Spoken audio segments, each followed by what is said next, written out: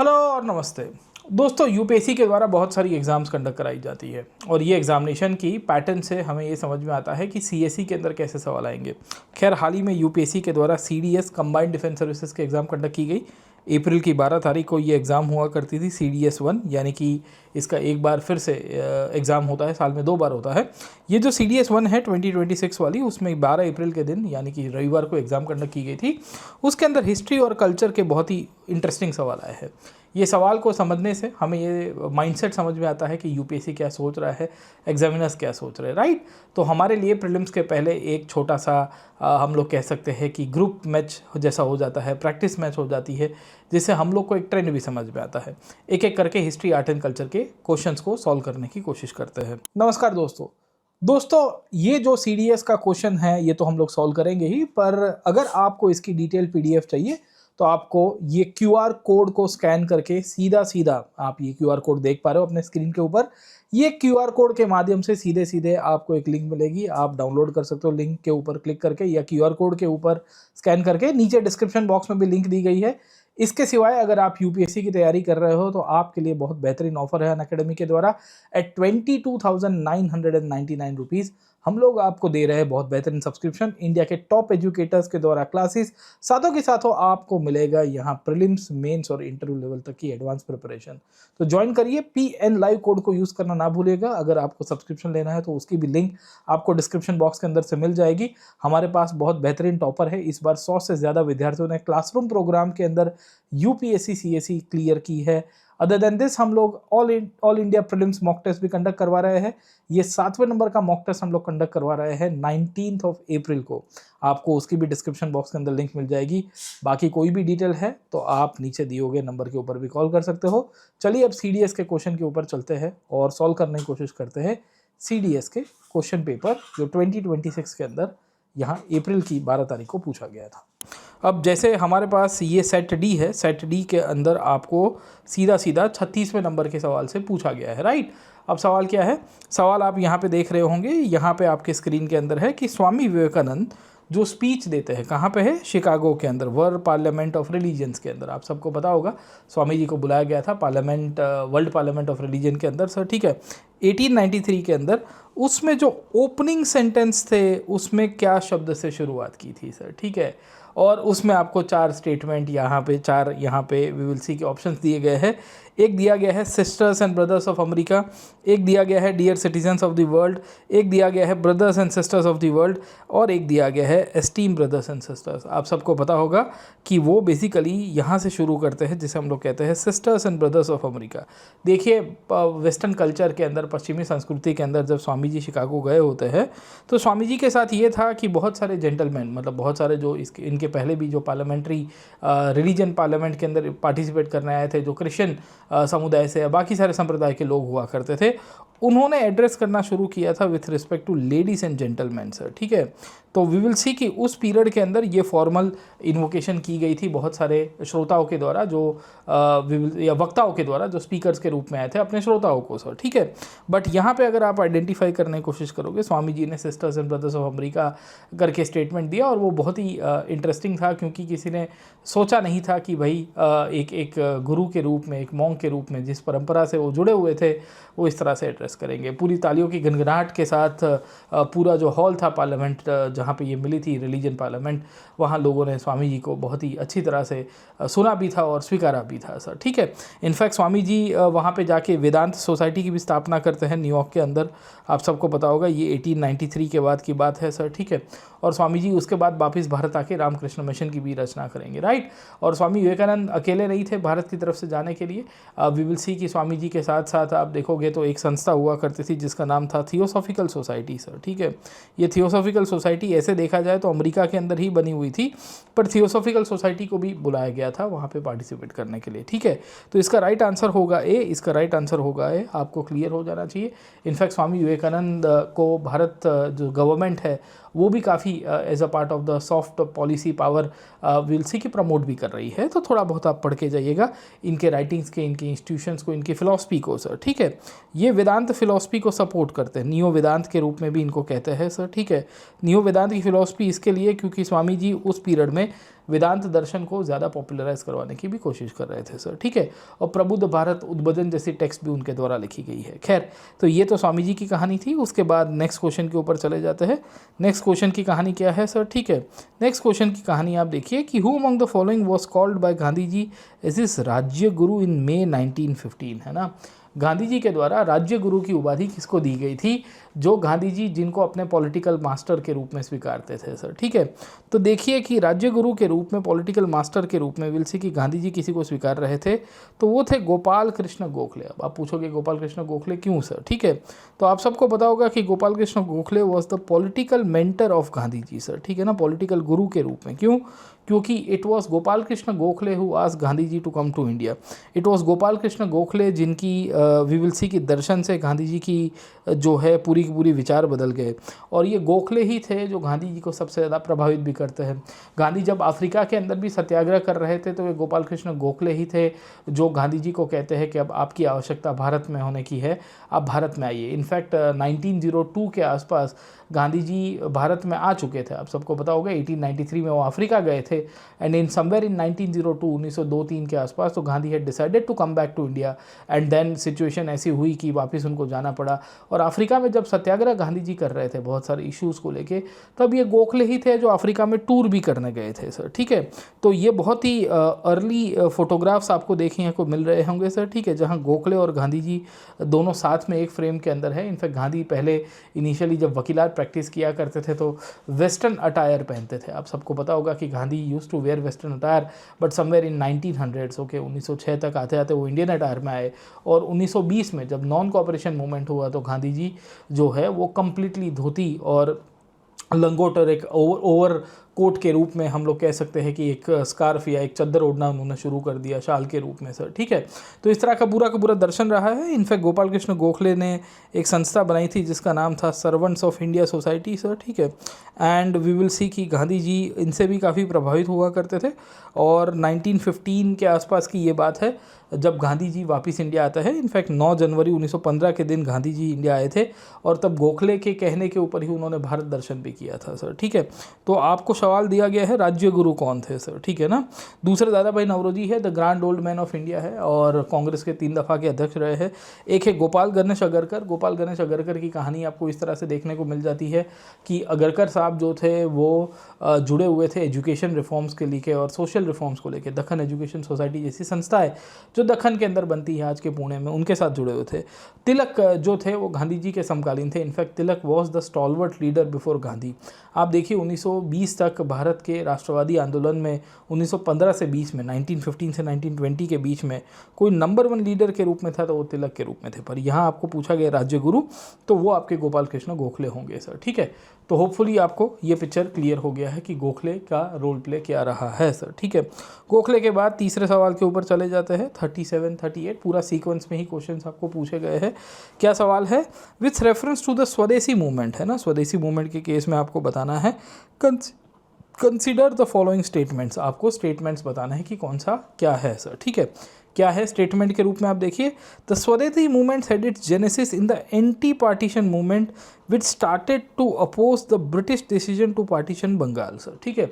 स्वदेशी मूवमेंट का जो उद्बोधन या उसका कहीं ना कहीं जो उद्भव है एक एंटी पार्टीशन मूवमेंट के रूप में हुआ था। अब क्या ये सही है कि गलत है सर, ठीक है। तो अगर आप इतिहास जानते होंगे तो आप सबको पता होगा कि स्वदेशी मूवमेंट एक ऐसा मूवमेंट है जो एक एंटी पार्टीशन मूवमेंट का प्राइम एग्जाम्पल आपको मिलेगा सर, ठीक है। क्यों? क्योंकि 1905 में in 1905 when Bengal was suppose to get partition, उसके सामने ही स्वदेशी मूवमेंट की शुरुआत हो गई थी, राइट। और बंगाल के विभाजन के पहले ही स्वदेशी मूवमेंट की शुरुआत हो गई है, याद रखिएगा सर, ठीक है। 7 August 1905 was the day when the स्वदेशी movement was already launch. Why? Because the people of Bengal were protesting the state to get partition. Bengal के लोग अपने ही राज्य के विभाजन के विरुद्ध में आंदोलन कर रहे थे और वही बेसिकली इसकी जेनेसिस के रूप में भी आपको मिलता रहेगा। तो क्या पहला स्टेटमेंट सही है कि गलत है? मैं कहूँगा एब्सोल्युटली सही है। इसमें कोई दो राय नहीं रहना चाहिए आपको कि स्वदेशी मूवमेंट मूवमेंट के अंदर ही जेनेसिस रहा है एंटी पार्टीशन मूवमेंट का सर, ठीक है। तो पहला स्टेटमेंट आपको कोई दिक्कत नहीं होनी चाहिए। सेकंड क्या है, Aurobindo Ghosh was in favour of extending the movement to the rest of India and carrying it beyond the programme of just swadeshi and boycott to full fledged political mass struggle sir, ठीक है। क्या ये स्टेटमेंट सही है कि गलत है? तो देखिए ये स्टेटमेंट भी सही है। आप सबको थोड़ा बहुत इतिहास बता देता हूँ कि कहानी किस तरह से चलती है सर, ठीक है। तो देखिए महर्षि अरविंद या औरोबिंदो जो थे वो एक्सट्रीमिस्ट ग्रुप से बिलोंग करते थे, राइट, ओके। और जब स्वदेशी मूवमेंट शुरू हुआ इनिशियल पीरियड के अंदर, तो स्वदेशी मूवमेंट को मॉडरेट्स ग्रुप ने चलाया था सर, ठीक है। अब मॉडरेट्स का क्या मानना था कि स्वदेशी मूवमेंट को खाली बंगाल तक ही रहना चाहिए सर, ठीक है। बंगाल का मतलब ये है कि ये आंदोलन का मुख्य उद्देश्य क्या है कि बंगाल का विभाजन रद्द हो, लॉर्ड कर्जन के द्वारा बंगाल का जो पार्टीशन किया गया वो कैंसिल कराया जाए सर, ठीक है। और उसके लिए एक एंटी पार्टीशन बॉयकॉट मूवमेंट चला रहे हैं। पर जब औरोबिंदो घोष, लाला लाजपत राय, तिलक जैसे लोग आए, इन्होंने कहा कि स्वदेशी movement is a perfect example कि अपन इसको ऑल इंडिया कर सकते हैं। ऑल इंडिया क्यों? क्योंकि देखिए अब कांग्रेस का गोल जो है वो स्वराज हो चुका है। आप सबको पता होगा कि इन 1906 के दिसंबर 1906 के अंदर कलकत्ता में अधिवेशन हुआ था, राइट। तो ये जो दिसंबर 1906 के अंदर कलकत्ता अधिवेशन जो होता है, उसके अंदर ये पिक्चर क्लियर हो चुका था कि now onwards the Congress goal is Swaraj in a very we will see कि सिस्टमेटिक वे। अब रिफॉर्म्स की बात नहीं की जाएंगी। तो ये जो एक्सट्रीमिस्ट ग्रुपिंग थे उसमें औरोबिंदो का ये मानना था कि स्वदेशी मूवमेंट को खाली और खाली बंगाल तक नहीं रखना चाहिए। ये बंगाल का भले मुद्दा हो पर इसको पूरे भारत के अंदर अपन फैला सकते हैं सर, ठीक है। इनफैक्ट ये मुद्दे को लेके और कांग्रेस के प्रेसिडेंट को लेके मॉडरेट्स और एक्सट्रीमिस्ट ग्रुपिंग के बीच में आइडियोलॉजिकल क्लैश हो गई, पॉलिटिकल कॉन्फ्लिक्ट हो गई और आखिर में परिणाम आप सबको पता है कि 1907 के अंदर सूरत में जो है वो कांग्रेस की स्प्लिट हो जाती है। So there is something called as the split of Congress at Surat. ये जो सूरत की स्प्लिट हुई है कांग्रेस की सर, वो भी स्वदेशी मूवमेंट के समय पे ही होगी। इनफैक्ट ये दोनों के दोनों स्टेटमेंट सही है। तो इसका राइट आंसर क्या आएगा?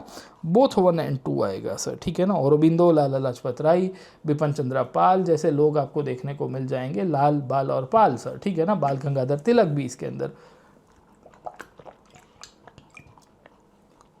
जिनका क्लियर कट मानना था, जिनका ये सोचना था कि ये जो स्वदेशी मूवमेंट हो रहा है, ये स्वदेशी मूवमेंट एक ऐसा मूवमेंट है जिसका अपन लाभ उठा सकते हैं। We can take the maximum advantage by putting the British on the back track, है ना, अंग्रेज़ों को पीछे बैक ट्रैक के ऊपर डाल के, राइट। और उसके लिए हमें ऑल इंडिया मूवमेंट लॉन्च करना चाहिए। खैर इसको लेके फिर कॉन्फ्लिक्ट हो गई और कॉन्फ्लिक्ट के बाद सूरत में इन लोग की स्प्लिट हो जाती है, वो बात अलग है। खैर तो ये सेकंड स्टेटमेंट सही है, आपको क्लियर हो जाना चाहिए सेकंड स्टेटमेंट को लेके, ठीक है। तो 38 का है सी, 37 का मैंने आपको बताया है बी, उसके सिवाय 36 का ऑप्शन नंबर ए सर, ठीक है ना। Option number A is the correct option around. अब नेक्स्ट क्वेश्चन के ऊपर चलते हैं। Now let us move to the next question around. Next question क्या कहता है? नेक्स्ट क्वेश्चन बड़ा इंटरेस्टिंग है। नेक्स्ट क्वेश्चन दिया गया है जूनागढ़ इंस्क्रिप्शन ऑफ रुद्रदामन के बारे में सर, ठीक है ना। आपको बताना है कि Junagadh description of Rudradaman consider the following sir, ठीक है। क्या पूछा गया है? The script of this inscription is Kharosthi and the language is Prakrit. कि जूनागढ़ इंस्क्रिप्शन रुद्रदामन का है, बेसिकली कब इशू किया गया था? पोस्ट मौर्यन पीरियड के अंदर सर, ठीक है। और पोस्ट मौर्यन पीरियड के अंदर भी अगर आपको पता होगा तो अराउंड 100-150 सी के आसपास का ये पीरियड कहते हैं। उस टाइम पे ये इशू किया गया था मौर्यस के बाद वाले पीरियड में, राइट। ओरिजिनली तो अशोक ने इशू किया था। अब क्या ये इंस्क्रिप्शन है ये खरोस्ती लैंग्वेज के अंदर आपको मिलता है सर, ठीक है। तो आप याद करिए कि जूनागढ़ इंस्क्रिप्शन की खासियत ये है कि ये चेस्ट संस्कृत में इशू किया गया है। चेस्ट संस्कृत यानी कि संस्कृत का सबसे प्योरेस्ट फॉर्म है। रुद्रदामन वेस्टर्न क्षत्रप का राजा था। आप सबको पता होगा कि ये पश्चिमी क्षत्रप के जो शासक लोग हुआ करते थे, ये सब के सब लोग सेंट्रल एशिया से भारत की तरफ आए हैं सर, ठीक है। और इन्होंने आके अपना दबदबा एस्टैब्लिश किया है। क्या इनके द्वारा जो इंस्क्रिप्शन इशू किया गया है, ये इंस्क्रिप्शन कहीं ना कहीं खारोस्ती लिपि को दर्शाता है या प्राकृत भाषा को दर्शाता है? बिल्कुल नहीं सर, ठीक है ना। तो ये तो आपको संस्कृत में इशू किया हुआ मिलता है, राइट। तो अगर आप 1 को एलिमिनेट कर देते हो सीधा सीधा सीधा सीधा सर, ठीक है, तो आपको सीधे सीधे तौर के ऊपर 2 ओनली आंसर के रूप में मिल जाता है। क्योंकि देखो CDS में कभी कभी एलिमिनेशन काम में आता है। CSE की सिविल सर्विसेज एग्जामिनेशन के अंदर many times you do not also get that elimination वाला थिंग एज वेल सर, ठीक है। पर इसका अगर आप सीधा सीधा ऑप्शन देखोगे तो 1 तो गलत आपको मिल रहा है, राइट। अब सेकंड वाला देख लो। The inscription records the restoration of a reservoir called Sudarshan lake. क्या ये सही है? Yes, this is correct around sir, ठीक है। क्यों? क्योंकि सुदर्शन लेक जो है ये किसने बनाया था? चंद्रगुप्त मौर्य के द्वारा बनता है सर, ठीक है। और चंद्रगुप्त मौर्य के द्वारा बनता है अपने गवर्नर को ऑर्डर देने के बाद कि भाई देख तू यहाँ पे उसको रिपेयर कर, यहाँ के लोगों की जो डिमांड है वो फुलफिल कर, है ना, वेलफेयर पॉलिसीज़ का पार्ट हुआ करता था, राइट। अब ये सही है सर, ठीक है। इसमें रुद्रदामन वहाँ तक कहता है कि मैंने खुद के पैसे लगाए हैं, I have spent my money behind it and I don't have any problem in that sir, ठीक है। तीसरा देखोगे, it is an undated inscription, ये गलत है। इनफैक्ट अभी मैंने एक इंस्क्रिप्शन वाला जो मैराथन लिया हुआ है उसमें भी ये कराया हुआ है, आप जाके वो वीडियो को देखोगे तो you will automatically get the details of the history around कि क्या स्टेटमेंट सही था या गलत था सर, ठीक है ना। तो इसका राइट आंसर 2 है। In fact it is a dated inscription, इसमें तारीख लिखी गई है, मैंने बताया 150 CE के आसपास की टेंटेटिवली डेट आपको मिलेगी, क्योंकि इसमें फिर उसकी गौतमीपुत्र सतकर्णी के साथ जो मैट्रिमोनियल अलायंसेस बनाए गए थे उसकी भी कहीं ना कहीं आपको बात देखने को मिलती रहेगी सर, ठीक है। तो आपका जो राइट आंसर है वो आपका 2 ओनली है, इसका 39 का 2 है, बी है, 2 ओनली आपको मिलता रहेगा सर, ठीक है। इनफैक्ट इसमें अशोक, रुद्रदामन और स्कंदगुप्त 3 राजाओं का इतिहास हमें पता चलता है। अशोक का जो था वो था पाली प्राकृत के अंदर, प्राकृत ब्राह्मणी आपको मिलती रहेगी स्क्रिप्ट के रूप में, और इसको जेम्स प्रिंसेप ने डेसिफर किया था। जेम्स प्रिंसेप का नाम आप सबको पता ही होगा सर, ठीक है। ये ब्रिटिश आर्कियोलॉजी और इंडोलॉजिकल एक्सपर्ट हुआ करते थे जिन्होंने अशोक के बारे में हमें नॉलेज दिया है। रुद्रदामन का चेस्ट संस्कृत में आपको मिलता है, और स्कंदगुप्त का भी क्लासिकल संस्कृत के अंदर मिलता है विद देवनागरी लिपि सर, ठीक है ना। स्कंदगुप्त का 5th सेंचुरी के बाद वाले पीरियड के अंदर आपको इशू होता हुआ देखने को मिलेगा सर, ठीक है। तो ये तीनों की कहानी आपको होपफुली क्लियर हो गई है रुद्रदामन के केस में और बाकी सारे केस के अंदर सर। खैर नेक्स्ट क्वेश्चन के ऊपर चले जाते हैं। नेक्स्ट क्वेश्चन क्या है सर, ठीक है, ये बड़ा खतरनाक सवाल आया है। द बोर मैन्युस्क्रिप्ट, है ना, क्या पूछा गया कि the bore manuscript is known for valuable source with which of the following subjects in ancient India. अब देखोगे तो आप मुझे पूछोगे कि ये सवाल कहाँ से आया, देखो ना गाइस, देखो ना सर, ठीक है। तो देखिए दोस्तों, ये सवाल यहाँ से निकल के आया है। ये उपिंदर सिंह मैम की बुक है एंशिएंट मिडिवल हिस्ट्री के ऊपर, इतनी मोटी किताब है। इसमें कहीं पे एक बॉक्स दिया हुआ है, डब्बा दिया गया है जो बोर मैन्युस्क्रिप्ट के बारे में बताता है सर, ठीक है। मूलतः से इसमें कहानी एक ब्रिटिश अधिकारी था जिसका नाम था मिस्टर बोर, है ना, हैमिल्टन बोर उसका नाम था सर, ठीक है। और हैमिल्टन बोर की स्टोरी आपको इस तरह से देखने को मिल जाती है कि ये मिस्टर हैमिल्टन बोर आज के सेंट्रल एशिया में कहीं पे गया था, अफगानिस्तान के ऊपर, जहाँ पे ये जो गोबी डेजर्ट शुरू होता है ना वहाँ पे सर, ठीक है। और वो सेंट्रल एशिया में गोबी डेजर्ट में क्यों गया था पता है? तो उसने वहाँ पे एक क्राइम इन्वेस्टिगेशन करने गया था। एक्चुअली होता क्या है कि एक स्कॉटिश व्यापारी था, अंग्रेज़ व्यापारी था, जो स्कॉटलैंड वो ब्रिटिश एम्पायर का ही पार्ट है। तो वो स्कॉटिश व्यापारी को वी विल सी की हानि पहुँचाई गई थी, उसकी मृत्यु हो गई होती है, और उसके हत्यारे जो थे, उसको असैसिनेट करने वाले लोग थे, वो मध्य एशिया में भाग गए थे। तो ये मिस्टर बोवर करके जो बंदा बैठा हुआ है, ये ब्रिटिश इन्वेस्टिगेटिंग ऑफिसर था, वो उसके पीछे भागा सर, आज से मतलब पकड़ के चलो 150 साल पहले की ये बात है। तो वहाँ पे गया ना, तो वहाँ पे कुछ लोकल्स मिले उसको। लोकल्स ने कहा कि चाचा इधर क्या कर रहे हो, what are you doing over here. तो मिस्टर बोर ने अपनी कहानी बताई कि देखो मैं तो इंडिया से आया हूँ, ये भगोड़े लोग हैं, हमारे एक व्यापारी है, उसकी हत्या करवा दी गई है, इसके लिए मैं उसको ढूंढने निकला हूँ। तो वहाँ के जो स्थानिक लोग थे उन्होंने कहा कि देखो यहाँ तो कुछ ऐसा आपको मिलेगा नहीं, पर हमारे पास आपके लिए कुछ यादगार वस्तुएं हैं। तो मिस्टर बोवर ने पूछा क्या है तुम्हारे पास, है ना। तो उसने कहा कि मेरे पास मैन्युस्क्रिप्ट्स है और कुछ छोटी मोटी वस्तुएं हैं, डब्बे डुब्बी है, आप यहाँ स्तूप निकल के आए हैं, स्तूप के पास आप चलिए सर, ठीक है। तो मिस्टर बोवर वहाँ गए, लोकल्स के साथ गए, और लोकल्स के पास जाके वहाँ से विल्सी की वस्तुएं लेके आए, राइट। उसमें एक मैन्युस्क्रिप्ट थी, मिस्टर बोवर ने एक ब्रिटिश अधिकारी को दिया जो आर्कियोलॉजी के साथ जुड़े हुए थे। वो ब्रिटिश अधिकारी ने उसका ट्रांसलेशन किया, क्योंकि ओरिजिनल लैंग्वेज में विल्सी की वो जो अवेलेबल था उसका अंग्रेज़ी में अनुवादन किया गया। ट्रांसलेशन किया तो पता चला कि स्नेक बाइट यानी कि अगर सांप काटता है आपको, तो सांप काटने से कैसे बच सकते हैं सर, ठीक है। तो कैसे जड़ी बूटियों को, कैसे किस किस तरह से विल्सी की अपने आप को सेफ गार्ड किया जा सकता है if you get from a snake bite, या आपके ऊपर किसी ने जादू टोना कर दिया हो सर, ठीक है। तो खासियत यह है कि बोर मैन्युस्क्रिप्ट जो है it is related to medicine. Mister Bower was not a doctor sir, ठीक है ना, he was a British official sir, है ना। तो कहानी आपको ये देखने को मिल जाती है कि there was a person called as mister Hamilton Bower. ये कूका नाम की एक जगह है गोबी डेजर्ट के पास, आपको देखने को मिल जाती है, जहाँ एक स्कॉटिश व्यापारी की हत्या करके एक अफगानी भाग गया था, उसको ढूंढने निकला था सर, ठीक है। वहाँ पे लोकल व्यक्ति मिस्टर बोर के पास गए और उसको कहा कि देखो हमारे पास कुछ वस्तुएं बनी हुई है मैन्युस्क्रिप्ट्स के रूप में, आप लेके जाओगे सर, ठीक है। ये मिस्टर बोर ने AF एफ रूडोल्फ हॉर्नेल को बेसिकली ये वस्तुएं दिखाई सर, ठीक है। Who is this F Rudolf Hoernle sir, ठीक है ना। यहाँ पे देखोगे तो यहाँ आपको नाम सीधा सीधा दिया गया है। ये एक ब्रिटिश एपिग्राफिस्ट था। अब आप मुझे पूछोगे कि सर एपिग्राफिस्ट क्या होता है, तो मैं आपको बता देता हूँ कि एपिग्राफिस्ट इज़ अ पर्सन जो इंस्क्रिप्शंस की, मैन्यूस्क्रिप्ट्स की स्टडी करता है सर, ठीक है। ये एपिग्राफिक्स ने विल सी की आइडेंटिफाई किया और फिर उसके बाद इसका नाम बोर मैन्यूस्क्रिप्ट दे दिया गया। ये बोर मैन्यूस्क्रिप्ट बेसिकली किसके साथ जुड़ी हुई थी, तो एक बुद्धिस्ट मॉन्क थे जिनका नाम था यशोमित्रा। नाम याद रखेगा, आपको पूछा जाएगा सर, ठीक है। So there was a Buddhist monk that was called as Yashomitra. Yashomitra Bharat से मोस्ट प्रोबब्ली गए होंगे या भारतीय मूल के होंगे और वो सेंट्रल एशिया में रहने चले गए थे और वहाँ पे जाके जब वो रह रहे थे तो उनके द्वारा ये कंपोज की गई थी सर, ठीक है। तो ये इन सब की हमको नॉलेज देते हैं सर, ठीक है। और वहाँ पे ये जो स्तूप था उनका सर, वहाँ से ये मैन्यूस्क्रिप्ट निकली जो बोर लेके आ गए सर, ठीक है ना। ये 4th-5th सेंचुरी के आसपास की है और मेडिसिनल नॉलेज के बारे में हमें बताता है सर, ठीक है। तो याद रखेगा ये कहाँ पे दिया गया है, it is given in Upinder Singh book sir, ठीक है। बट ये बहुत कॉस्ट बेनिफिट वाइज अगर आप मुझे पूछोगे तो ये बहुत भारी पड़ जाएगा आपको, क्योंकि बड़ी हैवी सी लेंथी बुक आपको मिलती रहेगी। खैर, तो ये बोर मैन्यूस्क्रिप्ट के बारे में था। खैर, नेक्स्ट क्वेश्चन के ऊपर चले जाते हैं। नेक्स्ट क्वेश्चन आपको पूछा गया है, who among the following was the only Indian member sir, ठीक है, to be present when the vernacular press bill came before the legislative council sir, ठीक है ना। Vernacular press bill basically legislative council के सामने लेके आया गया था। किसने लाया था, लिटन ने लेके आया था, राइट। लिटन कब लेके आता है, 1878 के अंदर, 1878 के अंदर सर, ठीक है।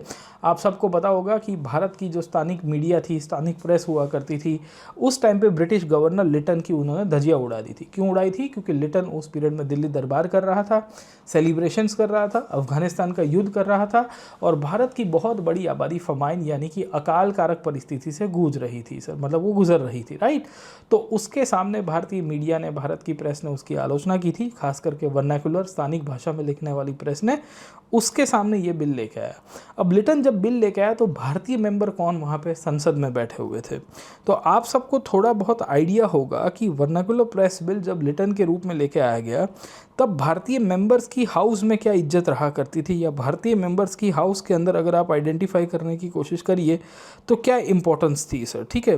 तो मैं आपको थोड़ा थीम बता देता हूँ about the Indian members sir, ठीक है। तो देखिए, नॉर्मली जो वाइसरॉय की एग्जीक्यूटिव काउंसिल हुआ करती थी उसमें इंडियंस की सीधे सीधी समावेशिकता नहीं होती थी सर, ठीक है। पर वाइसरॉय के द्वारा उस पीरियड में जो सेंट्रल इंपीरियल काउंसिल जिसे हम लोग कहते हैं या लेजिस्लेटिव काउंसिल जिसे कहते हैं, यानी कि धाराकीय परिषद हुआ करती थी, उसमें इंडियंस की समावेशिकता होनी शुरू हुई थी, right. Somewhere in the year 1861 when the Lord Canning government came up with a councils act, okay, more and more number of Indians started getting associated. तो काउंसिल्स एक्ट ऑफ 1861 के द्वारा 3 भारतीयों की समावेशिकता हुई थी, 3 Indians were involve into the viceroy legislative council, जहां कानूनी जो धाराकीय अंग है उसमें भारतीयों की समावेशिकता हुई। दिक्कत ये थी कि इसमें जो इंडियंस हुआ करते थे वो नॉन ऑफिशियल मेंबर के रूप में थे।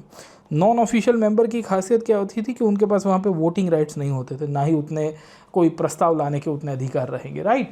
अब दिक्कत क्या थी कि 1861 के बाद धीरे धीरे करके एक एक दो दो इंडियंस को इंक्लूड किया गया, राइट। एग्जीक्यूटिव काउंसिल में तो 1909 में जाके 1909 के अंदर पहली बार आपके एसपी सिन्हा मेंबर बने। अब आपको बताना है कि लिटन की काउंसिल का कौन सदस्य बैठा हुआ था जब ये वर्नाकुलर प्रेस बिल आया, तो वी विल सी कि ये इंडियन मेंबर ने इसके ऊपर आवाज़ उठाई थी। तो वहाँ पे आपको नाम मिलेगा जिनका नाम है जतेंद्र मोहन टागर सर, ठीक है। ये टागोर फैमिली से बिलोंग करते हैं। टागोर फैमिली आप सबको पता ही होगी, सबसे प्रोमिनेंट फैमिली है। एस.एन. टागोर का भी नाम सुना होगा, जो सबसे प्रोमिनेंट सिविल सर्वेंट ब्यूरोक्रेट के रूप में निकल के आए सबसे पहले। वैसे ही जे.एम. टागोर भी थे, इनको सर जे.एम. टागोर भी कहते हैं, या महाराजा जे.एम. टागोर का भी बाद में इनको टाइटल दिया गया था। और ये इंपीरियल लेजिस्लेटिव काउंसिल के सदस्य थे, नॉन ऑफिशियल मेंबर के रूप में हुआ करते थे और ये एकमात्र मेंबर थे सर, ठीक है ना, नॉन ऑफिशियल मेंबर के रूप में, राइट। इनफैक्ट प्यारे मोहन मुखर्जी हुआ करते थे, पर ये 1880s में हुआ करते थे, 1880 के दशक में, जब आपके यहाँ पे रिपन की सरकार थी। रिपन जो था गवर्नर के रूप में बन के आया, राइट। नवरोजी तो बने ही नहीं, नवरोजी सीधे MP बने हुए, मेंबर ऑफ पार्लियामेंट बने हुए थे 1892 के अंदर सर, ठीक है। और दिनशा पटिट की कहानी भी आपको कहीं कहीं पे देखने को मिल जाएगी, वो भी बाद में 1880s 90s के दशक में बने थे। पर in fact J.M.. Tagore was the one जो यहाँ पे बन के आया। अब आप पूछोगे कि जे.एम. टागोर का नाम हमें कहाँ से याद रहेगा, कैसे याद रहेगा सर, ठीक है। तो आप देखिए बिपिन चंद्रा साहब की एक किताब है सर, ठीक है ना, बुक का नाम है India struggle for independence sir, ठीक है। ये जो इंडिया स्ट्रगल फॉर इंडिपेंडेंस है इसमें प्रेस को लेके एक चैप्टर दिया हुआ है, उसमें ये नाम आपको मिलता रहेगा sir, getting my point, okay.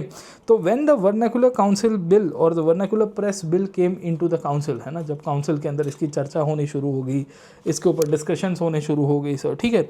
तो Maharaja Jatendra Mohan Tagore, he was belonging to zamindari class, उन्होंने वी विल सी कि यहाँ पे वोट किया। In fact he was member of the British Indian Association. आपको पता होगा राधाकांत देव के द्वारा एक बनाई गई थी संस्था थी जो ज़मींदारों के साथ में, ज़मींदारों के फेवर में बात करती है। इनफैक्ट इन्होंने वर्नाकुलर प्रेस बिल के विरुद्ध में नहीं पर इसके फेवर में वोट किया sir, getting my point, okay. ये चीज़ बिपिन चंद्रा साहब ने अपनी किताब के अंदर लिखी है। इसका राइट जो आंसर आएगा वो होगा आपका option number we will see की ए, है ना, जतेंद्र मोहन टागोर सर। अब इस तरह के सवाल वापिस आने शुरू हो गए हैं, तो ये पुराने ट्रेंड को दर्शा रहा है, right. It shows the older trend around. क्योंकि हम क्या याद रखते हैं, what do we try to remember, हम इस तरह से याद रखने की कोशिश करते हैं कि इंडियन मेंबर या इंडियन न्यूज़पेपर कौन सा था जिसने वर्नाकुलर प्रेस एक्ट के विरुद्ध में रातों रात अपनी वो जो है पब्लिकेशन चेंज की थी। और हम याद रखने की कोशिश करते हैं about a body called as Amrita Bazar Patrika sir, ठीक है ना।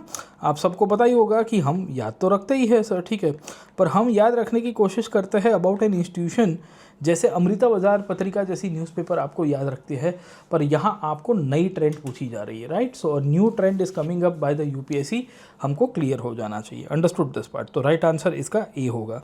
नेक्स्ट क्वेश्चन के ऊपर चले जाते हैं। नेक्स्ट क्वेश्चन क्या पूछा गया है, विथ रिस्पेक्ट टू रानी गुफा, आप सबको पता होगा उदयगिरी खंडगिरी करके जगह है उड़ीसा के अंदर, उसके कंटेक्स्ट में ये सवाल है, उड़ीसा में ही आया हुआ, राइट।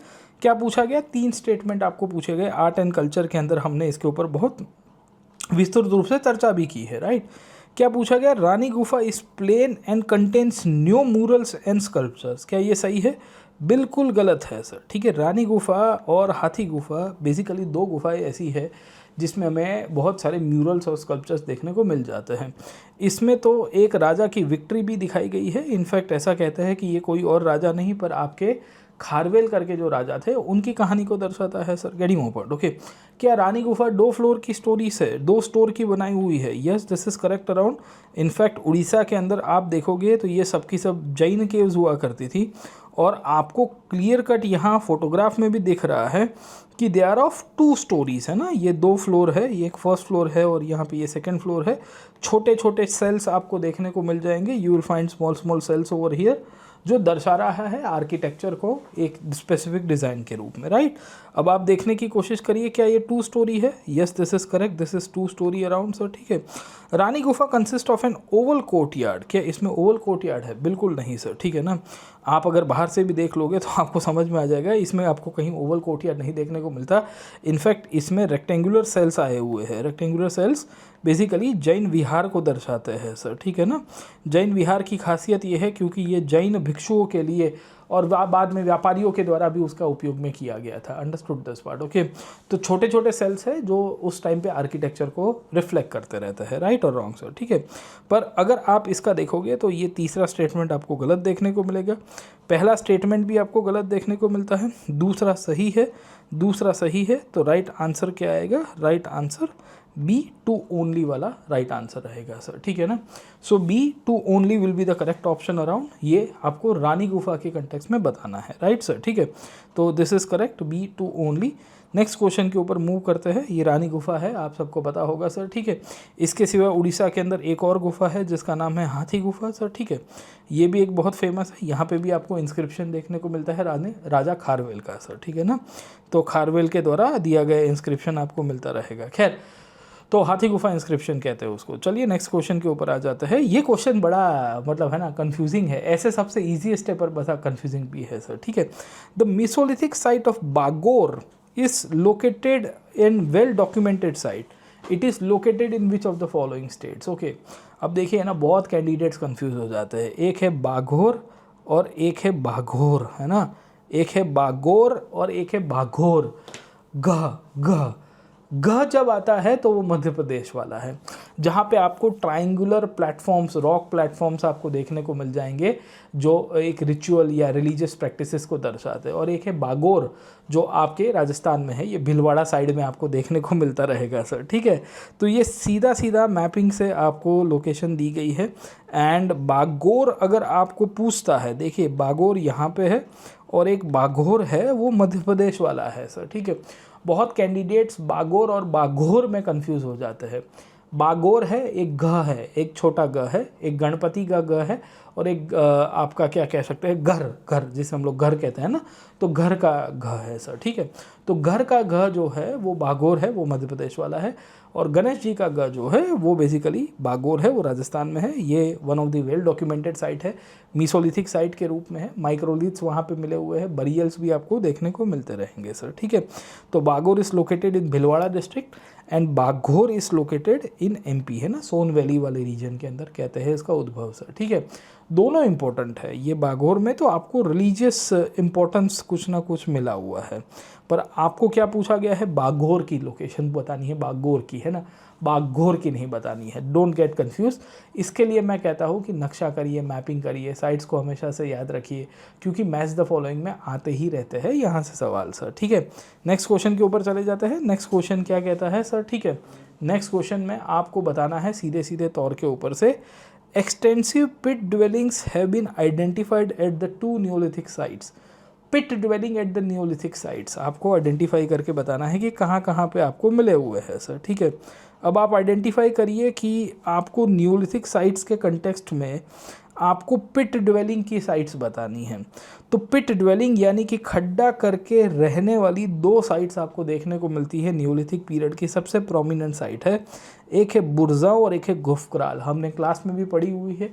इनफैक्ट अभी मैंने जो मैराथन सेशन लिया था उसके अंदर भी आपको एंशिएंट हिस्ट्री के ऊपर कराया था कि बुरजाओ, गुफकराल जैसी साइट्स को अच्छे से करके जाना, क्योंकि they are known for the neolithic era and they are known for the pit dwellings. अगर आप देखोगे आपको मेहरगढ़ करके भी साइट देखने को मिलेगी, पर मेहरगढ़ ऐसी है जहाँ पे आपको ब्रिक्स का यूज़ होता है। आपको क्या बोला गया है, आपको पिट ड्वेलिंग वाली साइट बतानी है, राइट सर, ठीक है। तो सीधे सीधे तौर के ऊपर जब हम लोग यहाँ पे आइडेंटिफाई करते हैं तो आपको 2 ही साइट्स मिलती है, बुरजाओ एंड गुफकराल सर, ठीक है। They are located in Jammu and Kashmir. ये जम्मू कश्मीर के अंदर लोकेटेड है। इनफैक्ट कश्मीर में श्रीनगर के पास लोकेटेड साइट आपको मिल जाती है बुरजाओ गुफकराल। इसकी आपको हिस्टोरिकल इंपॉर्टेंस भी क्लियर हो जानी चाहिए, राइट। तो वी विल सी कि पिट ड्वेलिंग है, खड्डा करके रहेंगे। इनफैक्ट यहाँ पे ग्रेव गुड्स भी मिले हुए हैं। ग्रेव गुड्स का मतलब ये होता है कि यहाँ पे वी विल सी कि कुछ लोगों को वस्तुओं के साथ, पॉटरी के साथ दफनाया गया है। ये भी हम लोग को एविडेंस के रूप में मिला हुआ है सर, ठीक है। तो you should know Burzahom and Gufkral, the importance of Burzahom and Gufkral in the form of pit dwelling around sir, ठीक है। ये रहा पिट ड्वेलिंग, ये बुरजाओ के अंदर, गुफकराल के अंदर मिला। इनफैक्ट यहाँ पे आपको एक पेंटिंग मिला हुआ है, बहुत बढ़िया सर, ठीक है ना। ये पेंटिंग में आपको हंटिंग सीन देखने को मिलता है। हंटिंग सीन वाला पेंटिंग ज़रा आप कमेंट करके बताना कि उसमें किस जानवर की हंटिंग की जा रही है और कैसे हंटिंग की जा रही है सर, ठीक है। तो एक भाला या स्पेयर आपको देखने को मिल जाता है जिसकी मदद से हंटिंग करवाई जा रही थी। खैर, नेक्स्ट क्वेश्चन के ऊपर चले जाते हैं। नेक्स्ट क्वेश्चन क्या कहता है, नेक्स्ट क्वेश्चन के अंदर आपको पूछा गया है द चालकोलिथिक साइट ऑफ आहार कल्चर, है ना। कहाँ पूछा गया है, आहार बनास कल्चर। आप सबको पता ही होगा चालकोलिथिक साइट में सर, ठीक है, जहाँ से बाद में गणेश्वर खेतरी भी उसके साथ ही जुड़ा हुआ है। Has been identified following which river system sir, ठीक है। अब आप देखिए कि चालकोलिथिक कल्चर्स इन इंडिया में आपको आहार कहाँ पे देखने को मिल जाता है। यहाँ पे आहार, गिलुंड, गणेश्वर, जोधपुरा सर, ठीक है। अब ये बेसिकली इसकी प्राइम लोकेशन आपको यहाँ से देखने को मिल रही है सर, ठीक है ना। अब आप देखिए कि आहार, गिलुंड, बालाथाल, गणेश्वर, जोधपुरा, ये सब की सब राजस्थान की साइट्स है ना। नमस्कार दोस्तों, ये जो CDS का क्वेश्चन है ये तो हम लोग सॉल्व करेंगे ही, पर अगर आपको इसकी डिटेल PDF चाहिए तो आपको ये QR कोड को स्कैन करके सीधा सीधा, आप ये QR कोड देख पा रहे हो अपने स्क्रीन के ऊपर, ये QR कोड के माध्यम से सीधे सीधे आपको एक लिंक मिलेगी, आप डाउनलोड कर सकते हो लिंक के ऊपर क्लिक करके या QR कोड के ऊपर स्कैन करके। नीचे डिस्क्रिप्शन बॉक्स में भी लिंक दी गई है। इसके सिवाय अगर आप UPSC की तैयारी कर रहे हो तो आपके लिए बहुत बेहतरीन ऑफर है अनअकैडमी के द्वारा। एट 22,999 रुपीज़ हम लोग आपको दे रहे हैं बहुत बेहतरीन सब्सक्रिप्शन इंडिया के टॉप एजुकेटर्स के द्वारा क्लासेस, साथों के साथों आपको मिलेगा यहाँ प्रीलिम्स, मेंस और इंटरव्यू लेवल तक की एडवांस प्रिपरेशन। तो ज्वाइन करिए, PN लाइव कोड को यूज़ करना ना भूलिएगा। अगर आपको सब्सक्रिप्शन लेना है तो उसकी भी लिंक आपको डिस्क्रिप्शन बॉक्स के अंदर से मिल जाएगी। हमारे पास बहुत बेहतरीन टॉपर है, इस बार 100 से ज़्यादा विद्यार्थियों ने क्लासरूम प्रोग्राम के अंदर UPSC CSE क्लियर की है। अदर देन दिस हम लोग all India prelims mock test भी कंडक्ट करवा रहे हैं। ये 7वें नंबर का मॉक टेस्ट हम लोग कंडक्ट करवा रहे हैं 19th ऑफ अप्रैल को। आपको उसकी भी डिस्क्रिप्शन बॉक्स के अंदर लिंक मिल जाएगी। बाकी कोई भी डिटेल है तो आप नीचे दिए गए नंबर के ऊपर भी कॉल कर सकते हो। चलिए अब CDS के क्वेश्चन के ऊपर चलते हैं और सॉल्व करने की कोशिश करते हैं CDS के क्वेश्चन पेपर जो 2026 के अंदर यहाँ अप्रैल की 12 तारीख को पूछा गया था। ज़्यादातर आपको वेस्ट के अंदर से देखने को मिल जाती है, राइट। अब आपको क्या बोला गया है, आपको उसको आइडेंटिफाई करके बताना है कि ये जो चालकोलिथिक साइट है ये कौन से नदी के साथ है। अब सरयू और गंगा, अब सरयू गंगा कहाँ, ये तो बेसिकली नॉर्थ में निकलती है। आहार तो मैंने बताया वेस्ट के अंदर आएगा, ये तो आएगा नहीं सर, ठीक है। कृष्णा और तुंगभद्रा दोनों की दोनों दक्खन की है, they are in the southern part sir, Maharashtra वाले रीजन के अंदर, कर्नाटका तक जाएगा सर, ठीक है, ये भी नहीं आएगा, राइट। तीसरा है Banas and barrage river system, ये सही है। इनफैक्ट ब्रह्मपुत्रा एंड मेघना ये भी नहीं आएगा, राइट आंसर इसका सी जाएगा, क्योंकि ये बनास कल्चर के साथ भी जोड़ते हैं। बेसिकली जो बनास रिवर है राजस्थान से निकलती है, उसके साथ भी इसकी पूरी की पूरी लिंकेजेस आपको देखने को मिल जाएगी सर, ठीक है। तो ये सवाल था, कंपेरेटिवली मुझे लगता है कि ईजी सवाल है। ईजी क्यों है, क्योंकि you can answer them out sir, ठीक है ना। आपको थोड़ा भी रिकॉल करके आप उनको आंसर कर पाते हो, उतना आपको टफ और कॉम्प्लिकेटेड नहीं लगता है सर, ठीक है। तो ये एक सवाल पूछा गया था, बड़ा इंटरेस्टिंग थीम के साथ आपको बताना था कि भाई ये जो आहार और बनास कल्चर वाली है, ये आहार कल्चर की जो साइट है वो कहाँ से लोकेटेड है सर, ठीक है। So comparatively easy, I would say this is quite easy to answer them around as well sir, ठीक है ना। तो 45 का ये रहा। अब नेक्स्ट क्वेश्चन के ऊपर चलते हैं। नेक्स्ट क्वेश्चन क्या कहता है, which of the following is a Neolithic site. अब देखिए न्यूलिथिक साइट्स तो बहुत सारी है आपको भारत के अंदर से सर, ठीक है। आपको यहाँ पे 3 साइट्स दी गई है, भीमबेटका, उतनूर, आदमगढ़ और बिरभानपुर सर, ठीक है। तो मैं आपको हमेशा से मैपिंग करवाता रहा हूँ, आप सबको पता ही होगा। इनफैक्ट इस प्रकार के मैप को हमने बहुत ही इंपॉर्टेंस दिया है while we were preparing for the prelims examination, और हमारी जो फाउंडेशन कोर्सेज करवाते हैं, इवन यहाँ यूट्यूब में मैंने सेशंस लिए हुए, मैराथन सेशंस लिए, उसमें भी ये ध्यान रखा है, राइट। अब आप देखने की कोशिश करिए, आपको यहाँ से आइडेंटिफाई करके बताना है कि इनमें से कौन से है। तो क्या भीमबेटका न्यूलिथिक साइट है सर, ठीक है। तो देखिए भीमबेटका एक ऐसी साइट है जो पैलियोलिथिक और मीसोलिथिक पीरियड के अंदर अपने पीक के ऊपर गई है सर, ठीक है। पर न्यूलिथिक पीरियड में कंपेरेटिवली वी विल सी कि एक्सक्लूसिव नहीं रही है, राइट है ना, रॉन्ग, ठीक है। तीसरा आपको आदमगढ़ भी यही मिलेगा, ये भी पैलियोलिथिक और मीसोलिथिक पीरियड में, ये दोनों की दोनों MP मध्य प्रदेश के अंदर है। दोनों की दोनों रॉक कट पेंटिंग्स के लिए जानी गई है, क्योंकि यहाँ आपको चित्रकला का विकास होते हुए देखने को मिलता रहेगा। इनफैक्ट बिरभानपुर जैसी जगह आपको मीसोलिथिक पीरियड में वेस्ट बंगाल के अंदर से होते हुए देखने को मिलेगी, और वहाँ माइक्रोलिथ भी मिले हुए हैं। उतनूर है, या उसको उतनूर भी कहते हैं, UTNOOR सर, ठीक है ना। इट इज़ लोकेटेड इन तेलंगाना, या पहले आंध्र प्रदेश कहते थे उसको सर, ठीक है ना। तो यहाँ अगर आप नक्शा देखोगे ना तो आपको सीधे सीधे तौर के ऊपर यहाँ कहीं पे उतनूर दिख रहा है, right. So if you can see on the screen around sir, ठीक है ना, आपको आज के तेलंगाना वाले रीजन के अंदर से उतनूर करके एक साइट देखने को मिलेगी।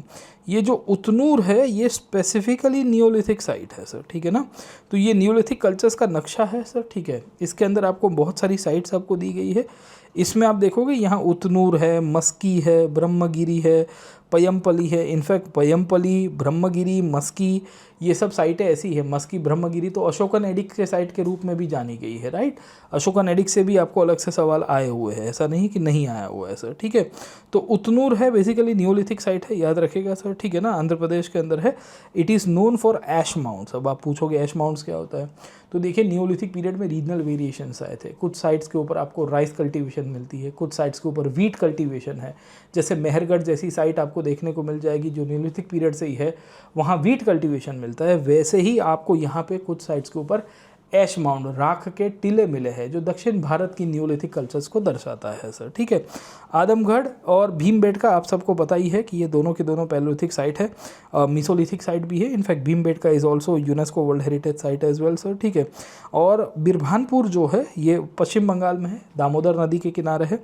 ये मिसोलिथिक साइट है जहाँ माइक्रोलिथ्स मिले हुए हैं, छोटे पत्थर कहते हैं ना, सूक्ष्म पत्थर सर। ठीक है, तो मैपिंग अच्छे से करके जाना सर। ठीक है, यूपीएससी में प्रीलिम्स में भी आपको आते रहते हैं mapping based questions, multiple times UPSC भी पूछता रहता है, तो B prepared about it sir. ठीक है, नेक्स्ट क्वेश्चन के ऊपर चले जाते हैं। नेक्स्ट क्वेश्चन कंपैरेटिवली मेरे हिसाब से ईजी था। ईजी क्यों था? क्योंकि आपको सीधे सीधे तौर के ऊपर पूछा गया है पोस्ट मॉडर्न पीरियड के बारे में, राइट।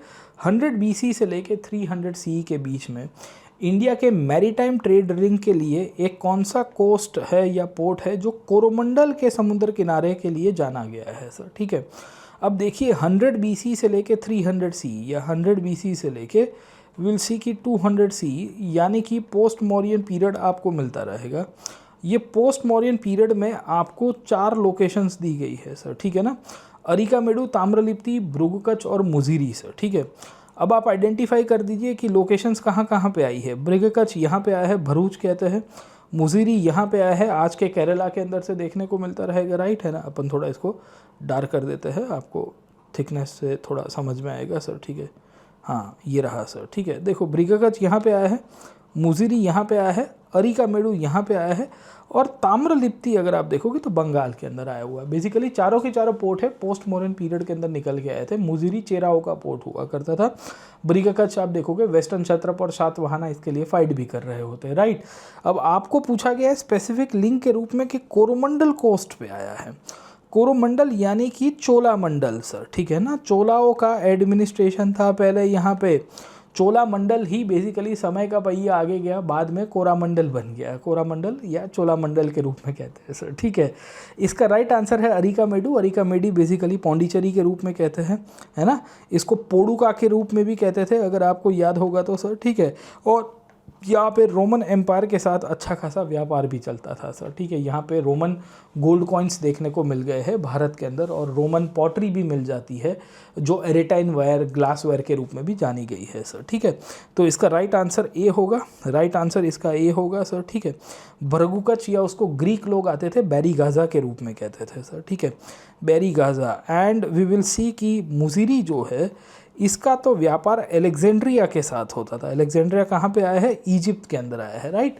तो एक डॉक्यूमेंट हमें मिला है जिसका नाम है वियना पैपिरस। क्या नाम है?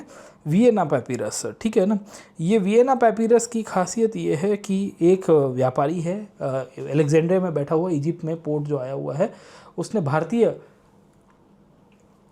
व्यापारी के साथ एक एग्रीमेंट किया है, उसकी हमें जानकारी देता है सर। ठीक है, तो ये डॉक्यूमेंट भी इंपॉर्टेंट है, हम लोग को क्लियर हो जाना चाहिए। खैर, तो राइट आंसर इसका अरिकामेडु आएगा सर। राइट आंसर तो इसका अरिकामेडु है। मैं आपको आगे पीछे की भी एक्सप्लेनेशन दे रहा हूँ। खैर, नेक्स्ट क्वेश्चन के ऊपर चले जाते हैं। नेक्स्ट क्वेश्चन क्या कहता है? नेक्स्ट क्वेश्चन आपको बता रहा है about the Gupta administrative system sir. ठीक है, क्या पूछा गया है? The Gupta kings assumed imperial titles like Maharajadhiraj, Param Bhattarak and परमेश्वरा सर। ठीक है ना, गुप्त डायनेस्टी के राजाओं के द्वारा महाराजा धीराज, परम भट्टरक, परमेश्वरा के टाइटल्स लिए गए हैं। क्या स्टेटमेंट सही है? यस, ये सही है सर। ठीक है ना, गुप्ता डायनेस्टी के राजा अपने आप को महाराजा धीराज के रूप में, इनफैक्ट चंद्रगुप्त वन से ही ये शुरू हो गया था सर। ठीक है, Gupta kings also connected themselves with gods through Param Dvaita and परम भागवत। क्या ये सही है? ये भी सही है। इनफैक्ट ये वैष्णवाइट राजा बेसिकली वैष्णविज्म को फॉलो करते थे, परम देवता के रूप में कहते थे। बहुत लोग कहते हैं कि ये डिवाइन ओरिजिन की किंगशिप को रिवाइव करवाने की कोशिश कर रहे थे सर। ठीक है, इसमें आपका समुद्रगुप्त करके राजा आपने सुना होगा सर। ठीक है, समुद्रगुप्त के बारे में हमें प्रयाग प्रशस्ति के अंदर पता चलता है। प्रयाग प्रशस्ति किसने इशू की थी? हरिसेन ने। तो हरिसेन ने समुद्रगुप्त को एक देवता के समक्ष या देवका के समकक्ष उसको आइडेंटिफाई किया है। So Harisena had identified Samudragupta as a lord, as a very great image sir. ठीक है ना, तो ये दोनों के दोनों आपको सही देखने को मिल जाएंगे sir. Getting my point, okay. और प्रयाग प्रशस्ति इज अ प्राइम एग्जाम्पल जहाँ समुद्रगुप्त को एक पुरुष के रूप में, परम तत्व के रूप में, परम ब्रह्म के रूप में, है ना, आइडेंटिफाई करवाने की कोशिश की गई है। और भी बहुत सारे टाइटल्स ये गुप्त डायनेस्टी के राजा लिया करते थे। बाय द वे, सम्राट का जो टाइटल है सर, ठीक है, सम्राट का टाइटल है, ये कब से कौन से पीरियड से बेसिकली भारतीय इतिहास में लिया गया है सर, ठीक है। मुझे डिस्क्रिप्शन बॉक्स में इसका आंसर ज़रूर से बताना कि which period saw the growth of the title सम्राट भारतीय इतिहास में।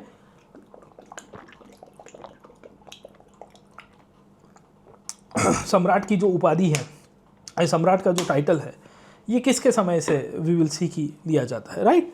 तो खैर नेक्स्ट क्वेश्चन के ऊपर चलते हैं। Now let us move to the next question around. और नेक्स्ट क्वेश्चन के ऊपर है बड़ा इजी सवाल मैं कहूँगा, क्योंकि one of the most significant questions and scoring questions as well sir, ठीक है। Who among the following was the author of the travels, है ना, ट्रैवल्स की बुक हुआ करती थी जिसका नाम था वी विल सी की रहला। किताब उल रहला बेसिकली किसके द्वारा लिखी गई थी, अरबिक भाषा में लिखी गई थी और इंडिया में डिटेल्स उसने लिखी थी इंडियन के बारे में वैसे, ठीक है। तो इसमें दो नाम है, एक अल बरूनी है, इबन बतूता है सर, ठीक है। अल बरूनी बेसिकली एक किताब लिखता है जिसका नाम है किताबुल हिंद। क्या नाम लिखता है? किताबुल हिंद सर, ठीक है। और इबन बतूता जो है वो किताबुल रहला लिखता है। कौन सी किताब लिखता है? किताबुल रहला लिखता है सर, ठीक है ना। तो इसका जो राइट आंसर होगा वो क्या होगा? वो होगा आपका ऑप्शन नंबर बी सर, ठीक है ना। What will the right answer around? The right answer will be option number be around, जो आपका इबन बतूता के द्वारा लिखता है। इबन बतूता कब आया था? मोहम्मद बिन तुगलक के समय पे इंडिया आया था और he stayed in India from 1334 to 1342, है ना। ये 8 साल तक रुकता है। He stayed in India for 8 years, okay. और 8 साल तक भारत में रुक के भारतीयों के बारे में उसने काफ़ी सारी नॉलेज दी है। मोहम्मद बिन तुगलक के बारे में हमें इन्फॉर्मेशन दिया है, कैसी पॉलिटिकल सिस्टम थी, कैसी इकोनॉमी थी, कैसी सोसाइटी थी, खास करके वुमेन स्लेव, स्त्रियों को कैसे दासियों के रूप में विलसी की रखा जाता था, और भी बहुत सारी चीज़ें उसने बताई है सर, ठीक है। तो राइट आंसर इसका बी होगा। फ्रॉन्कियो बर्नियर बेसिकली आया था औरंगज़ेब के समय पे, मुग़लों के बारे में बताता है। और निज़ामुद्दीन अहमद जो है उसने अकबर के ऊपर किताब लिखी, तारीख़ अकबरी कहते हैं या अकबर शाही के रूप में भी कहा गया है सर, गेटिंग ओपन या तबक़े अकबरी है सर, ठीक है। ट्रैवल्स इन मुग़ल एम्पायर है, इबन बतूता के द्वारा किताबुल रहला और अल बरूनी के द्वारा किताबुल हिंद लिखी गई थी। राइट आंसर इसका क्या होगा? बी होगा। राइट आंसर इसका क्या होगा? बी होगा। इबन बतूता की कहानी मिलती है, गाना भी है ना, इबन बतूता बगल में जूता, कहते तो करता है फुर फुर फुर फुर। इनफैक्ट इबन बतूता को मोहम्मद बिन तुगलक ने काजी बनाया था, बाद में जेल में भी डाल दिया था। उसके बाद मोहम्मद बिन तुगलक उसको चाइना एम्बेसडर बना के भेजता है, भारतीय राजदूत बना के सर, ठीक है। तो एक ये पूरी कहानी थी। चलिए आगे चलते हैं। नेक्स्ट क्वेश्चन क्या है? नेक्स्ट क्वेश्चन दिया गया है, the 12th century witness the emergence of new movement in Karnataka led by Basavanna. Basavanna के द्वारा विलसी की कर्नाटक में एक मूवमेंट शुरू किया गया। ये कालचुरी डायनेस्टी के रूलर के कोर्ट में मिनिस्टर हुआ करते थे। उनके फॉलोअर को क्या कहते हैं? पुष्टि मार्ग, अवधूत, नाथपंथी या वीरशैवा।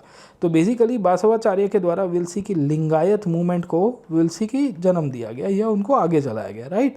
वहाँ से ही विलसी की वीरशैवा मूवमेंट या वीरशैवा पूरा आंदोलन शुरू हुआ, जहां शिवजी के फॉलोअर शिवलिंग गले में पहनते थे एंड विलसी के सोशल रिफॉर्म्स के रूप में, कास्ट रिफॉर्म्स के रूप में, जेंडर बेस्ड डिस्क्रिमिनेशन के रिएक्शन के सामने विलसी की ये शुरू किया गया था और बड़ा सक्सेसफुल रहा है। बासवाचार्य का जो लिटरेचर है जिसे कहते हैं वचन लिटरेचर, वो कन्नड़ा भाषा में इंक्लूड किया गया था। और याद रखना कि Basavacharya was not the founder of the Veerashaiva movement और द लिंगायत मूवमेंट सर, ठीक है। इनके फाउंडर के रूप में रेणुकाचार्य, द्रोणाचार्य, ऐसे 5 आचार्य हुआ करते थे सर, ठीक है। बट खासियत ये थी कि बासवाचार्य के फॉलोअर से आपको अलामा प्रभु जैसे लोग मिल जाएंगे या अक्का महादेवी जैसे वुमेन फॉलोअर्स भी देखने को मिल जाएगी, जिन सब के माध्यम से बासवाचार्य विलसी की बड़े पॉपुलर सोशल रिफॉर्मर के रूप में भी निकल के आए सर, ठीक है। तो वीरशैवा मूवमेंट है, क्लियर हो जाना चाहिए। पुष्टि मार्ग नहीं, पुष्टि मार्ग तो बेसिकली वल्लभाचार्य का है सर, ठीक है। अवधूत भी नहीं थे, नाथपंथी भी नहीं थे, क्योंकि नाथपंथी तो बाबा गोरखनाथ के फॉलोअर्स थे और जिनको कनफटा संप्रदाय के रूप में भी कहते हैं, क्योंकि कान को उन्होंने पियर्स किया होता है, राइट। तो अभी आज के जो यूपी के तत्कालीन चीफ मिनिस्टर साहब है वो भी नाथपंथी संप्रदाय से मिल जाएंगे आपको। खैर, तो बासवाचार्य है, बासवाचार्य को बासवेश्वरा, बासवा के रूप में भी कहते हैं, बासवन्ना के रूप में कहते हैं। कालचुरी डायनेस्टी के राजा थे। बिज्जल 2 उनके कोर्ट में मिनिस्टर्स थे। वचन लिटरेचर है, इष्टलिंग पहनते थे, डिस्क्रिमिनेशन नहीं, और खास करके ये शिव अद्वैत में मानते थे, ये याद रखेगा। He used to believed into Shiva Advaita. वो कहते थे कि we and Shiva are one, we and Shiva are one, basically हम शिवलिंग पहनेंगे और मृत्यु पे हम अपने आप को दफना देंगे, so we will be united with the lord Shiva sir. ठीक है, तो ये पूरी की पूरी कहानी आपको इसके अंदर से मिलती रहेगी। खैर नेक्स्ट क्वेश्चन के ऊपर चले जाते हैं। नेक्स्ट क्वेश्चन क्या बोलता है? नेक्स्ट क्वेश्चन है with respect to industrial revolution sir. ठीक है, इंडस्ट्रियल रिवॉल्यूशन के बारे में बताइए सर। ठीक है, आपको बताना है कि इंडस्ट्रियल रिवॉल्यूशन की क्या इम्पैक्ट रही है, what has been the impact, है ना। क्या पूछा गया कि the industrial revolution saw the replacement of handicraft by power driven machinery. सही है, यस ये सही है सर। ठीक है ना, कि औद्योगिकरण ने मशीन्स को इंट्रोड्यूस किया, हैंडीक्राफ्ट को ख़त्म कर दिया, right. The industrialise countries became dependent upon other countries for the supply of raw materials necessary for industries.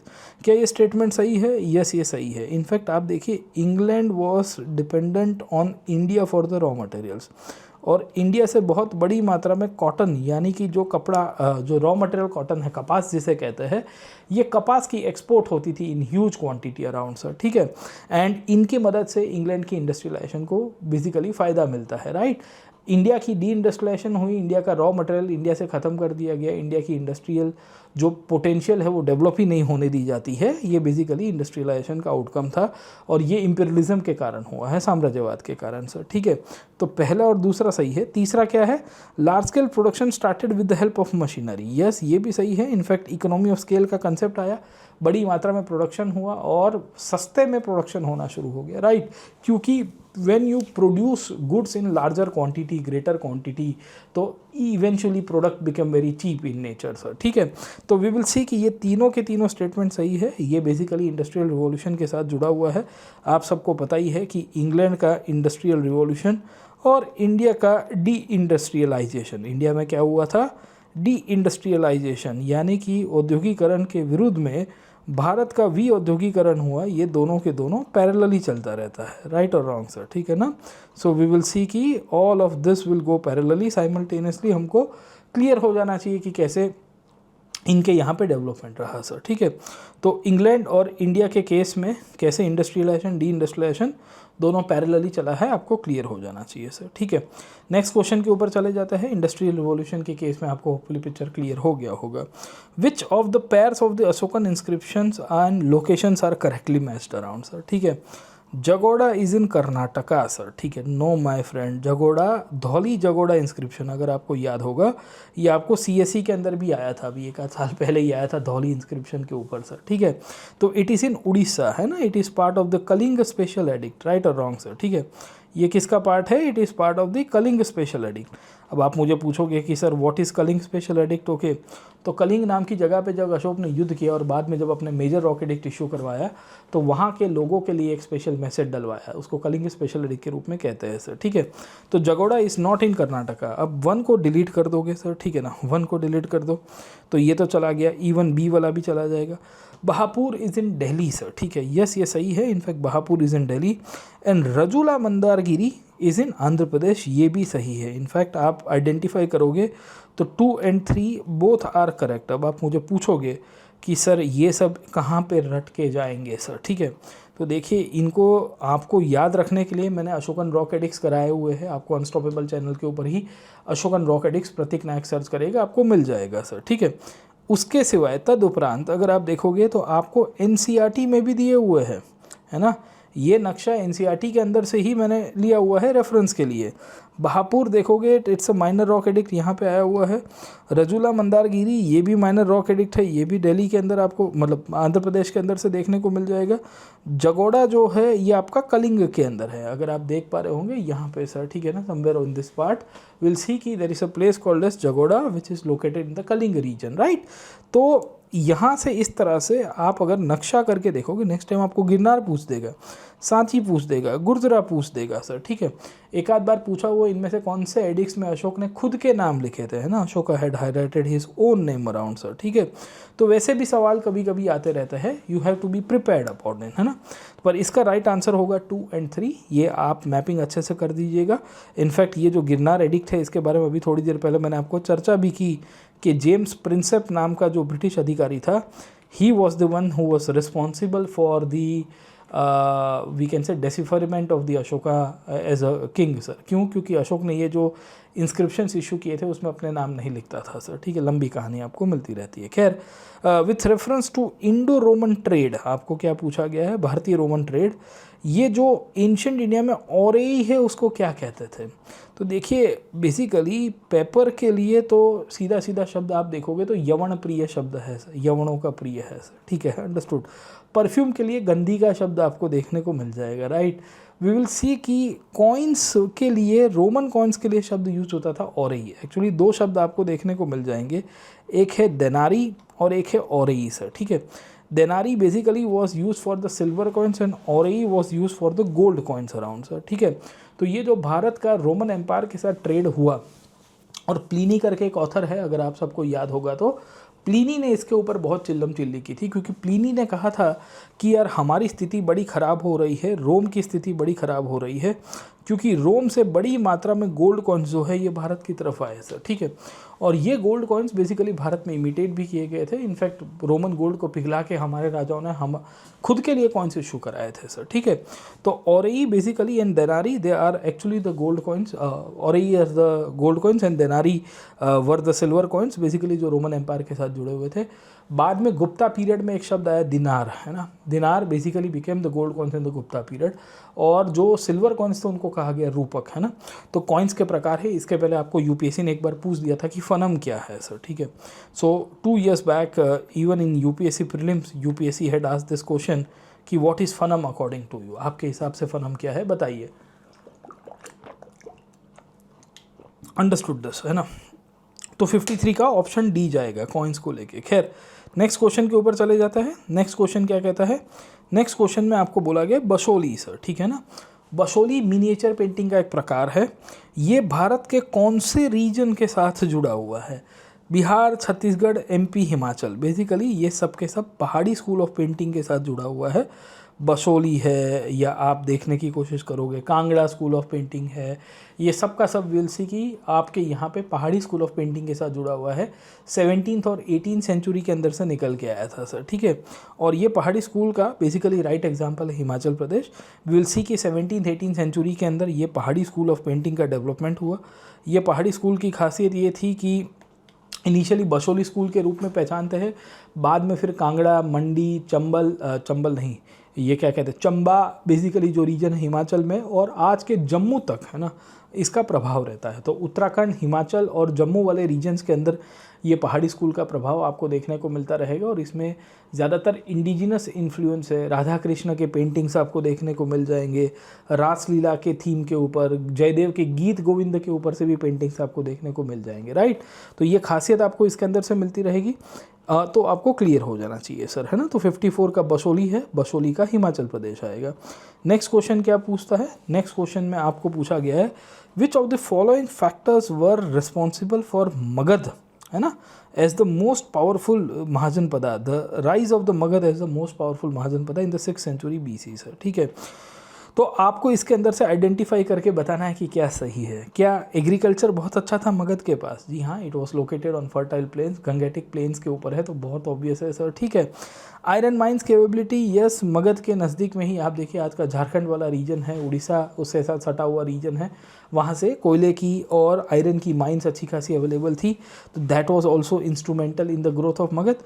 Elephant की अवेलेबिलिटी, यस, हाथी का ट्रेनिंग करना, हाथी को डोमेस्टिकेट करना, उसको आर्मी में यूज़ करना, ये भी मगध के शासकों की एक खासियत थी। इनफैक्ट अर्थशास्त्र जब लिखी गई बाद में, तो अर्थशास्त्र में भी कौटिल्य ने बताया है कि हाथी को कैसे कंट्रोल किया जा सकता है, हाथी को आर्मी में कैसे इंक्लूड करता है। और इनफैक्ट हाथी को देख के ही मगध की जो सेना थी उसकी शक्ति बढ़ गई। और जब अलेक्जेंडर ने भारत के ऊपर आक्रमण किया था, सिकंदर ने, नंद वंश डायनेस्टी रूल कर रही थी, नंदा डायनेस्टी, तो नंद वंश की हाथी की सेना देख के अलेक्जेंडर के सैनिकों के पसीने छूट गए थे। तो ये पूरी हाथी की कहानी है, हाथियों ने सेना बनाई है, हाथियों ने साम्राज्य बनाया है। तो मगध के सक्सेसफुल एक्सपांशन के पीछे ये 3 फैक्टर्स थे। इसमें एक और फैक्टर था जिसे हम लोग कहते हैं एंटरप्राइजिंग रूलर्स, है ना, जो शासक हुआ करते थे बड़े एंटरप्राइजिंग थे। इनफैक्ट अजातशत्रु, बिंबिसार जैसे राजा थे, अजातशत्रु ने तो अपने फादर को ही पलटा दिया, तो आप समझ सकते हो इससे बड़ा एंटरप्राइजिंग क्या होगा। और वेपन्स भी उन्हें वैसे यूज़ किए थे, रथ मुसल्ला है, महाशिला कंटक जैसे वेपन्स आपको मिल जाएंगे। खैर इसमें ये तीनों के तीनों स्टेटमेंट सही है, इसका राइट आंसर आएगा डी 1, 2 एंड 3 सर। ठीक है, तो होपफुली आपको ये कहानी समझ में आ गई होगी कि मगध के ग्रोथ के पीछे का कारण क्या है। बाय द वे ये सब के सब क्वेश्चन हिस्ट्री और कल्चर के रिलेटेड थे। अगर आपको ये सेशन के आपको डाउनलोड करनी है तो आपको इसकी जो पीडीएफ है, डिटेल्ड पीडीएफ जो है जिसके हमने चर्चा की है, उसकी लिंक आपको डिस्क्रिप्शन बॉक्स के अंदर से देखने को मिल जाएगी सर। ठीक है, तो आप कुछ ना करिए, डिस्क्रिप्शन बॉक्स में दी हुई लिंक के ऊपर क्लिक करिए और वहाँ से आप डाउनलोड कर दीजिए। सीडीएस की क्वेश्चंस इस बार बड़े स्टैंडर्ड रहे। मेरा ये मानना है कि ऑलमोस्ट पकड़ के चलिए 19-20 सवाल है, 90% से ज़्यादा क्वेश्चंस डूएबल थे।